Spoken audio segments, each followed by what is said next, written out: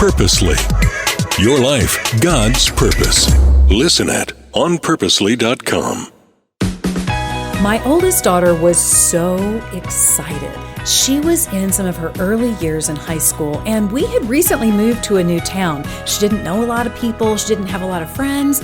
And so when she got invited to the cool girls' birthday party, she was thrilled. She was so excited to be able to go. So her dad and I dropped her off, and she ran inside, and we were just thinking, oh, she's going to have such a great time. So you can imagine when just a little while later she called us and said, I need you to come get me, that we thought, oh no, what is going on? Well, as it turned out at this party, when she got there were some things going on that she did not feel comfortable about. She didn't like some of the things that were happening. But it was hard because she wanted to make friends, and these were all the cool kids. But it finally came to a point where she thought, this is not good. This is not for me. At that point, she said, that's it. I'm out. She called her dad and I.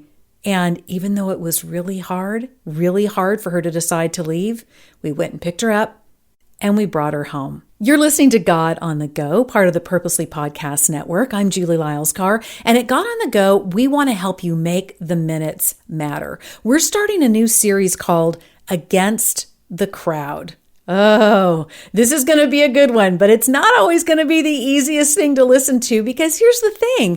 It's hard to go against what everyone else is doing. We want to fit in. My daughter wanted to fit in with some new friends. We want to be liked. We don't want people to think that we're not fun. And I'd love to tell you that I always stand up to the crowd now that I'm a grown-up, now that I've got it all figured out, right? But that's not the case. I mean, even once you're out of school, even once you get through some of those years, you're still always needing to make a decision in every situation. Who am I going to be?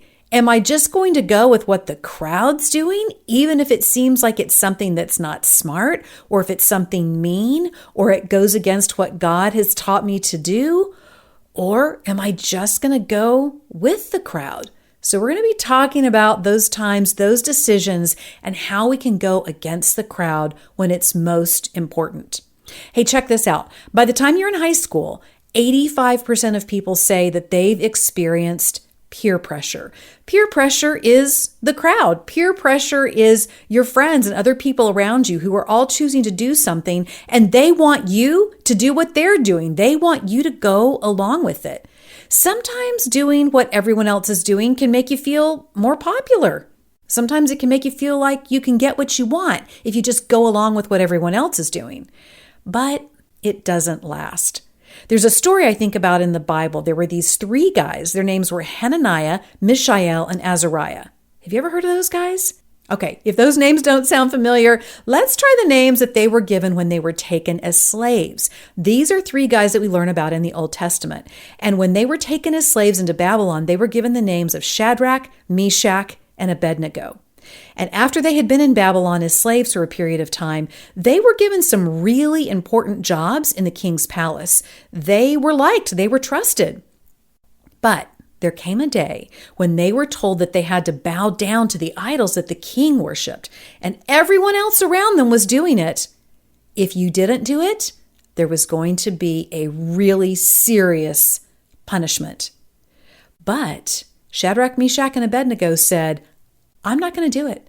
I know that the only thing I am to worship is God. I'm never to worship a man or an idol or even the king. I'm never to put those things before God. And so they said they wouldn't do it. And do you know what the king did?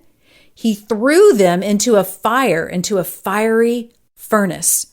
Now, Shadrach, Meshach, and Abednego had no idea how this story was going to turn out for them, but they said, we're going against the crowd. We believe that God can deliver us. And check out this verse from Daniel 3:17. It says, if we are thrown into the blazing furnace, the God we serve is able to deliver us from it, and he will deliver us from your majesty's hand. But even if he does not, we want you to know, your majesty, that we will not serve your gods or worship the image of gold you have set up. That is really standing up to the crowd, isn't it? That is going against what everyone else is doing to do what is right. Here's the amazing thing that happened for Shadrach, Meshach, and Abednego. God saved them. He saved them. They were willing to go against the crowd. They were willing to go against the thing that was popular. They were willing, in a sense, to call and say, hey, mom and dad, come get me away from this party. They were willing to do the right thing, and God saved them. Think about it for you. Even if this means that I'm not going to be popular, even if this means I'm going to lose some friends, I'm going to do the right thing. That's what it means to go against the crowd. God is so pleased when you do what is right over what is popular. I would love for you to text to the number 89419, the word go, and we'll send you some more great stuff that you can have some trivia questions and some discussion questions and some things to think about this week. And I'll see you next time on God on the Go.